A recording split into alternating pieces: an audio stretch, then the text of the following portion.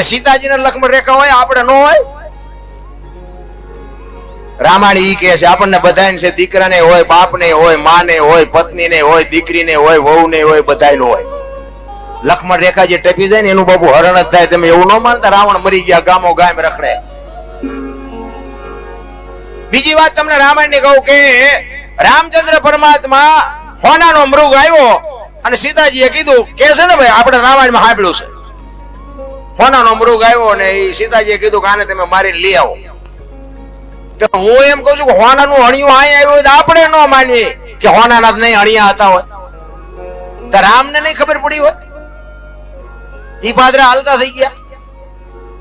પણ ઈ તમને મને શાન કરે છે કે મોહની વાયા તમે ધોળો ને એટલે વાયા ઘરનું પતન જ થાય. લખવું હોય તો લખી લેજો. રામાયણ છે ને સે જુદી દુનિયા ચિત્રી નાખી જુદી. ભજન સમજાય એવી વાત નથી. એક વાણી કહે છે ને કે પેલા મેં જન્મ્યા ને પછી જન્મ્યા બડા ભાઈ, ધામધૂમ થી મારા બાપા જન્મ્યા ને પછી જન્મી માં, વાહ નો તોડી નાખે કો. આવું હોય? અમે કહે છે હોય હવે તમારા ચકડા કામ ન કરતા અમે શું કરીએ? આની માટે બાપુ સંતનું શરણું જો આ નિશાળમાં યુનિવર્સિટીમાં નથી ભણાવતા. એની માટે બાપુ સાધુના ધોતિયા ધોવા પડે, ચીપિયા ખાવા પડે, પગ દબાવવા પડે તો કઈક આમાંથી નક્કી થાય. કારણ કે આ સાધુને દુનિયા પગે લાગે છે ને. ઘણા એમ કે આમને શું પગે લગડાવા છે ને. હું તો કહું કે આમને પગે લાગે છે 4 ઘણા ગાડ્યું દે છે, તને નહીં ખબર હોય.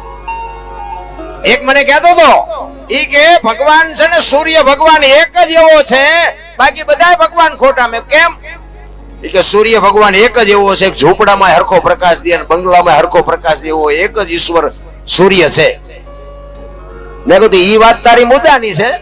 સૂર્ય બંગલામાં એટલો જ પ્રકાશ આપે ને ઝૂંપડામાં એટલો જ આપે, પણ બાપુ તારા અંતરમાં જો અંજવાળા કરવો હોય તો કોઈક સાધુનું શરણું જોવે. એ સૂર્ય ભગવાનની તાકાત નથી. લખવું હોય તો લખી લેજે નારાયણ.